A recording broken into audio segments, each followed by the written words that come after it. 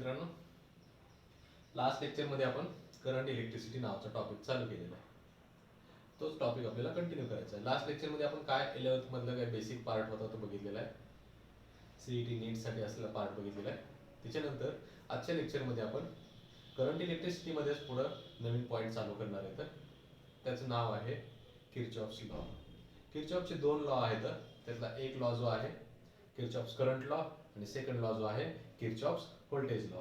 दोन्ही लॉ बघायचे तर त्या दोन्ही लॉ मध्ये त्यांचे स्टेटमेंट आहेत, त्याच्यामध्ये साइन कन्व्हेन्शन्स काय आहेत, मॅथमॅटिकल एक्सप्रेशन कसे आहेत, कसा वापर करायचा आहे ते आपल्याला बघायचं आहे. तर काळजीपूर्वक बघा, लक्ष द्या एकदा. Kirchhoff's lodge.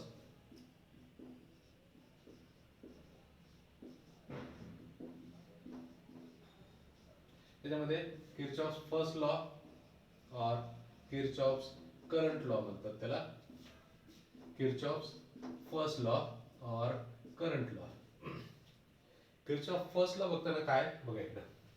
ह्याच्यामध्ये समजा हे कंडक्टर्स आहेत, एकाच पॉइंटला मिळत असतील, दोन किंवा दोन पेक्षा जास्त कंडक्टर जर एकाच पॉइंटला मिळत असतील तर ह्या पॉइंटला काय म्हणायचं, जंक्शन म्हणायचं. हा ओ पॉइंट असेल. त्या ओ पॉइंटला दोन किंवा दोन पेक्षा जास्त कंडक्टर्स एकत्र येऊन मिळत असतील तर त्याला म्हणायचं जंक्शन. आणि मग हा ओ जंक्शन आहे. आणि मग याचं स्टेटमेंट कसं कन्वर्ट करता येईल तर बघा इकडं.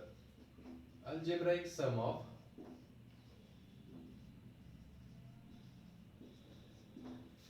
currents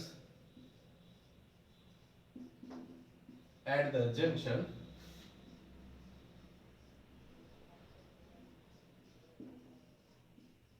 is always zero in an electrical network.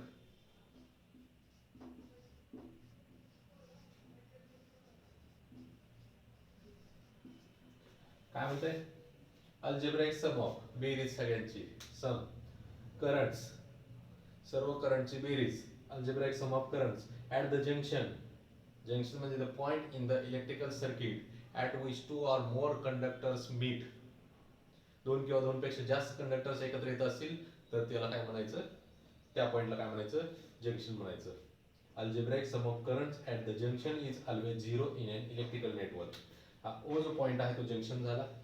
त्याच्यानंतर चा वापर कसा करायचा आहे, साइन कन्व्हेन्शन्स काय आहेत ते बघायचं आपल्याला. तर महत्वाचा पॉइंट जो आहे तो साइन कन्व्हेन्शन्स.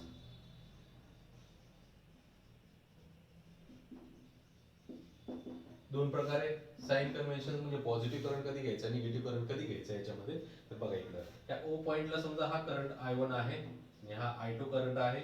I1 आहे आणि I2 काय are arriving to the junction, junction कडे चाललेले आहेत. आणि हा I3, I4, I5 हे जे करंट्स आहेत लिव्हिंग द जंक्शन. I1 आणि I2 अरायव्हिंग द जंक्शन. आणि जे currents arriving the junction, junction कडे चाललेले आहेत ते जे करंट्स आहेत ते पॉझिटिव्ह घ्यायचे. आणि जे currents living the junction, junction सोडून चाललेले आहेत, जंक्शन पासून अवे चाललेले आहेत, ते करंट्स कसे घ्यायचे, निगेटिव्ह घ्यायचे. म्हणजे currents arriving the junction, currents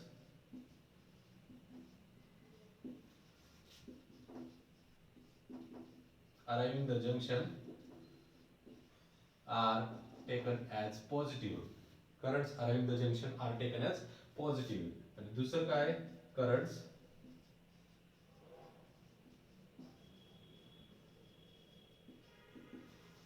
leaving the junction are taken as negative. Junction कडे चाललेले करंट पॉझिटिव्ह, जंक्शन पासून अवे चाललेले करंट निगेटिव्ह. मग याच्यामध्ये बघा कसं घेता येईल, काय सांगितलं हे स्टेटमेंटला. आता मी मॅथमॅटिकल लिहितो, साइन कन्व्हेन्शन्स, स्टेटमेंट आणि डायग्राम यांना एकत्र आणतो. मॅथमॅटिकल कसं लिहायचंय, I1 आणि I2 कसे येतं, जंक्शन कडे चाललेले येतं. I1 प्लस I2 दोन्ही पॉझिटिव्ह घेतले. त्याच्यानंतर करंट्स लिव्हिंग द जंक्शन, सोडून चाललेले करंट्स कोणते कोणते येतं, I3, I4, I5 minus I3 minus I4 minus I5 is equal to 0. सगळ्यांची बेरीज जी आहे ती 0 येते.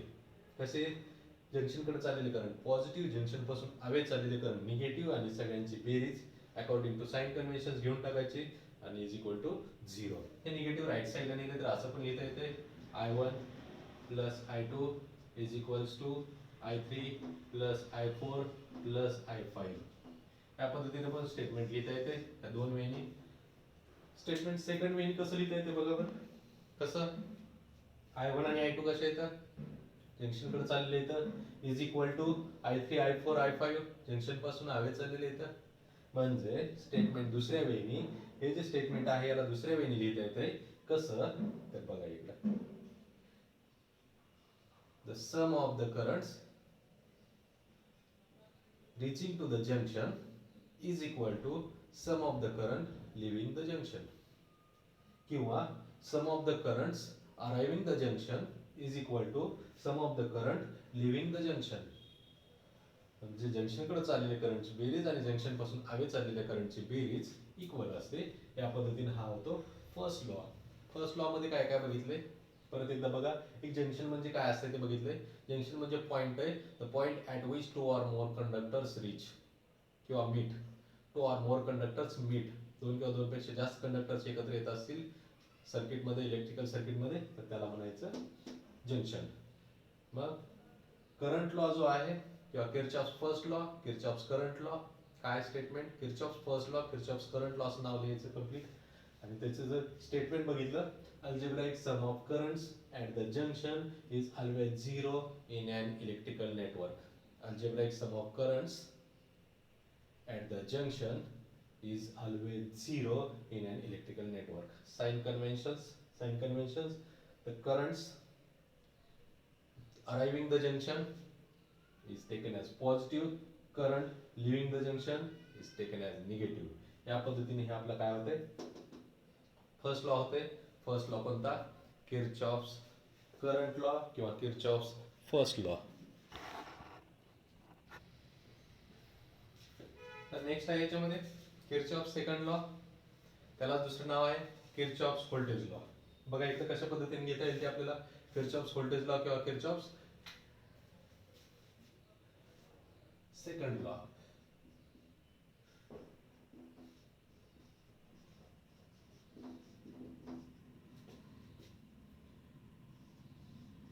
सेकंड लॉ म्हणा किंवा Kirchhoff's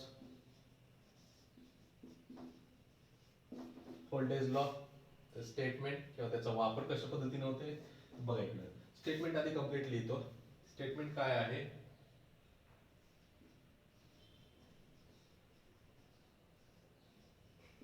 algebraic sum of potential difference across the resistor.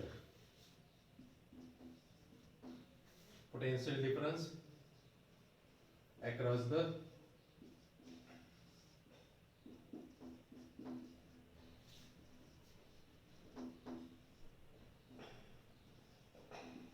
potential difference across the resistors. त्यालाच व्होल्टेजेस म्हणायचं.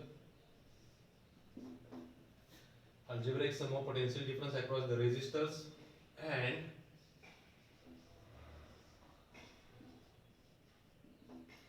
algebraic sum of कशाची sum EMFs electromotive force. Algebraic sum of EMF of each source म्हणजे battery म्हणलं तरी चालेल. each source is equal to 0.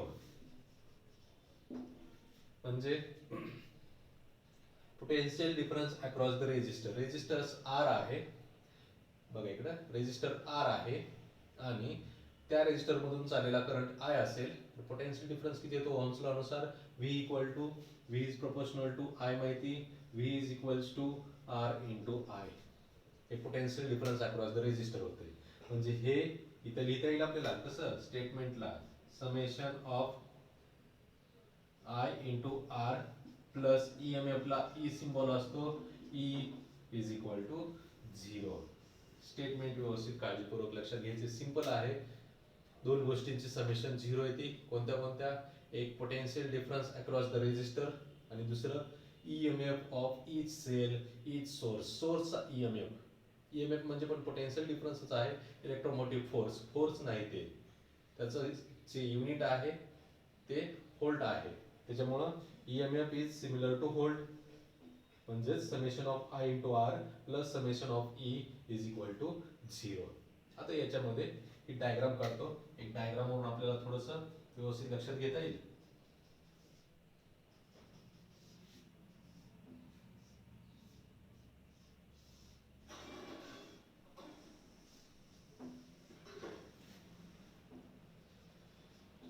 हा समजा EMF E1 असेल, या सेलचा रेजिस्टन्स R1 असेल, रेजिस्टन्स R2 घेतला, रेजिस्टन्स R3, हा EMF E2. ठीक आहे, बघा इकडे या पद्धतीने हे करंटच्या डायरेक्शन घेतले. समजा हा करंट I1 असेल, त्यातून चाललेला करंट I2 असेल, आणि हा इकडे एकत्र आलेला I1 प्लस I2 असेल R3 मधून. आणि मग आता याचे साइन कन्व्हेन्शन्स कसे घ्यायचे? साइन कन्व्हेन्शन्स म्हणजे ते घेताना काळजीपूर्वक लक्ष द्यायचे. आता काय, करंटची डायरेक्शन कशी असते? बॅटरीच्या पॉझिटिव्ह टर्मिनल कडून निगेटिव्ह टर्मिनल कडे. इलेक्ट्रॉनची डायरेक्शन कशी असते? निगेटिव्ह टू पॉझिटिव्ह इलेक्ट्रॉनची डायरेक्शन. आणि करंटची जी कन्व्हेन्शनल करंटची डायरेक्शन आहे ती इलेक्ट्रॉनच्या डायरेक्शनच्या अपोजिट असते. म्हणजे EMF या पॉझिटिव्ह टर्मिनल कडून करंटची डायरेक्शन आणि निगेटिव्ह टर्मिनल कडे येते. हा पॉझिटिव्ह टर्मिनल पासून चालू होते आणि निगेटिव्ह टर्मिनलला येऊन पोहोचते EMFच्या, म्हणजे सेलच्या. या पद्धतीने मग आपल्याला आता इथून कशाचे साइन कन्व्हेन्शन घ्यायचे? तर किर्चॉफ सेकंड लॉ मध्ये साइन कन्व्हेन्शन्स. तर ते साइन कन्व्हेन्शन बघा.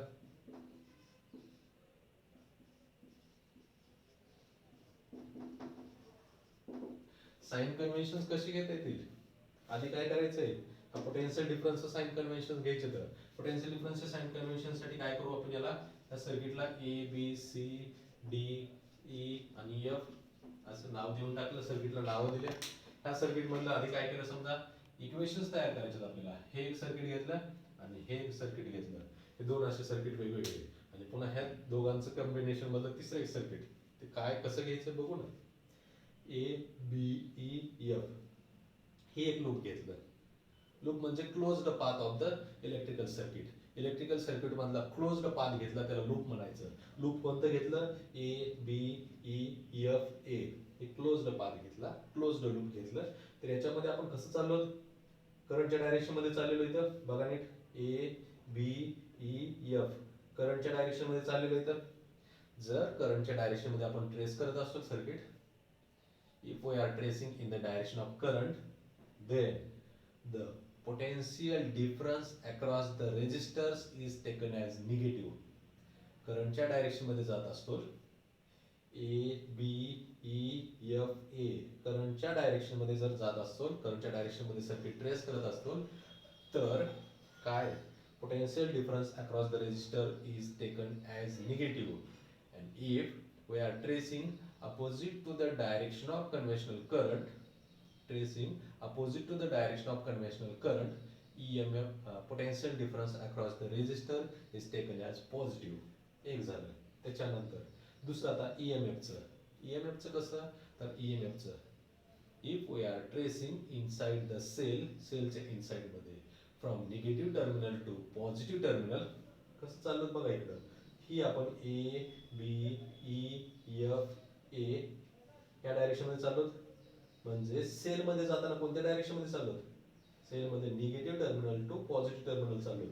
ही असं लूप घेतलेली, ही डायरेक्शन लूपची कन्व्हेन्शनल करंटची डायरेक्शन, त्याच डायरेक्शन मध्ये चाललो A B E F A. आणि मग आपल्याला आता inside the cell negative terminal to positive terminal चाललेलं आहे. तर EMF is taken as positive.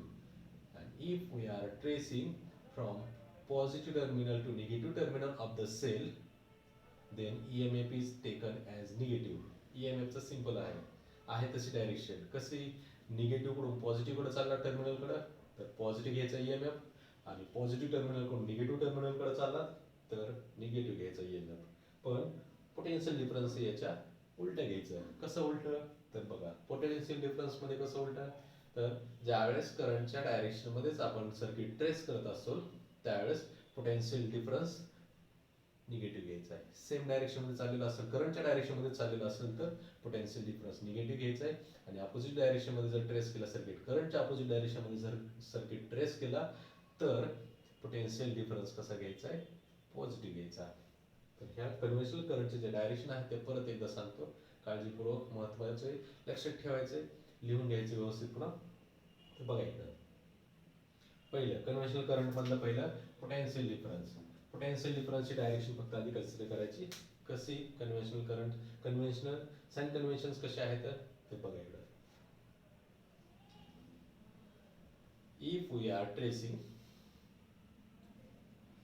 in the direction of the current, the potential difference across the resistor is taken as negative, and if we are tracing opposite to the direction of current, potential difference across the resistor is taken as positive.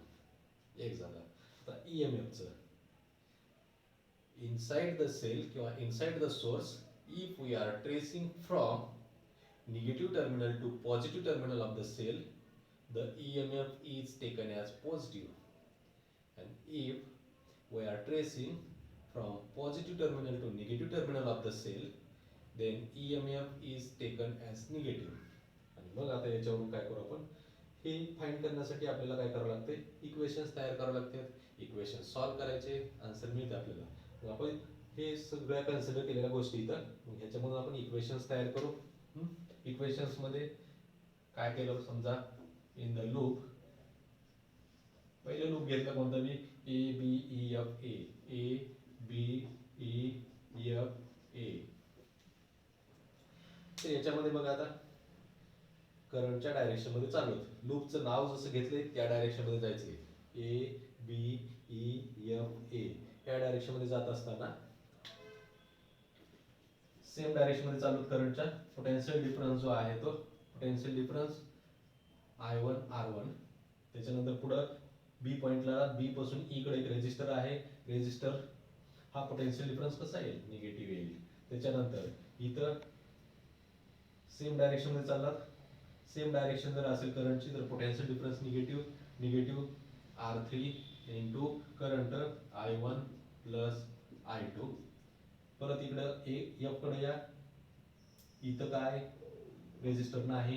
त्याच्यानंतर inside the cell negative to positive कडे जात असतात, EMF is positive, E is equal to 0. मग आता ह्याला काय केलं, multiplication केलं, minus I1 R1 minus I1 R3 minus I2 R3 plus E is equal to 0. याला इक्वेशन नंबर 1 नाव दिलं. हे राईट साईडला जाऊन पॉझिटिव्ह होईल, एक इक्वेशन तयार होते. दुसऱ्या लूप कडे या, कसं बी घ्या, b C D E b घ्या किंवा सी कडून इकडे या. आपण सिंपल जाऊ थोडस, b C D E b in the loop, b C D E b करंटच्या अपोजिट डायरेक्शन मध्ये चाललो, करंटच्या अपोजिट डायरेक्शन मध्ये चाललो, करंटच्या अपोजिट डायरेक्शन मध्ये चाललो आपण. ठीक आहे, म्हणजे हे या पद्धतीनं घेतले लूप आपण. कसं दाखवतो,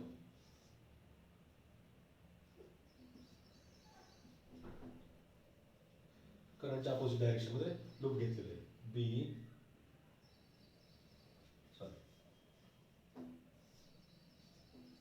B C D E B, जे नाव घेतले त्या डायरेक्शन मध्ये जाऊ आपण. आता त्या डायरेक्शन मध्ये बी पासून सी कडे चाललात, करंटच्या अपोजिट डायरेक्शन आहे, पोटेन्शियल डिफरन्स पॉझिटिव्ह येतो. करंटच्या अपोजिट डायरेक्शन मध्ये जात असेल तर पोटेन्शियल डिफरन्स कसं सांगितलेलं आहे, पॉझिटिव्ह. म्हणजेच रेजिस्टन्स आणि करंट I2 R2. त्याच्यानंतर पुढे या, सी कडून डी कडे जाताना पॉझिटिव्ह टू निगेटिव्ह टर्मिनल चाललो, EMF आहे तसा घ्यायचा आहे, positive terminal to negative terminal, EMF is negative, minus E2 minus E2. Next d कडून ई कडे रेजिस्टन्स नाहीये, ई कडून बी कडे रेजिस्टन्स आहे. डायरेक्शन कशी, करंटची अपोजिट डायरेक्शन R3 पॉझिटिव्ह येते, opposite direction plus R3 into I1 plus I2 आणि इज इक्वल टू 0. मग ह्याच्यामध्ये मल्टिप्लिकेशन केलं तर काय येते, I2 R2 plus I1 R3 plus I2 R3 minus E2 is equal to 0. हे एक इक्वेशन तयार होते. आणखी अजून एक मोठं लूप घेऊ समजण्यासाठी काय, तर a b C D e F a in the loop a b C D e F a हे लूप घेतलं. ह्या लूप मध्ये बघा आता ए कडून बी कडे चला, नाव दिले त्याप्रमाणे डायरेक्शन मध्ये चला, सेम डायरेक्शन अपोजिट डायरेक्शन त्याच्यानुसार आपण प्लस मायनस करत चलू. A b a to b same direction मध्ये जर चाललेला असेल करंटच्या तर पोटेन्शियल डिफरन्स निगेटिव्ह घ्यायचा. Minus I one R one minus I one R one. B c b कडून सी कडे सेम नाही अपोजिट डायरेक्शन मध्ये चालला पॉझिटिव्ह घ्यायचं. I two R two plus I two R two. चला सी कडून d कडे positive terminal to negative terminal. सेलसाठी कसं आहे, ज्या टर्मिनल कडून कोणत्या टर्मिनल कडे चाललो त्याच्यावरून sign convention positive to negative जात असेल तर निगेटिव्ह मायनस ई टू. त्यातलं एंडचं जे टर्मिनल असते डायरेक्शन मध्ये जाताना एंडचं टर्मिनल आहे ती साइन घ्यायचं सिंपल. त्यातलं एंडचं terminal negative EMF negative. D कडून ई कडे आलात रेजिस्टर नाही, ई कडून एफ कडे आलात रेजिस्टन्स नाही, एफ कडून ए कडे. असं लूप घेतलेलं आहे, मधलं नाही आलेलं लूप मध्ये, त्याच्यामुळे हे मोठं लूप आहे. A to B B to C C to D D to E E to F F to A.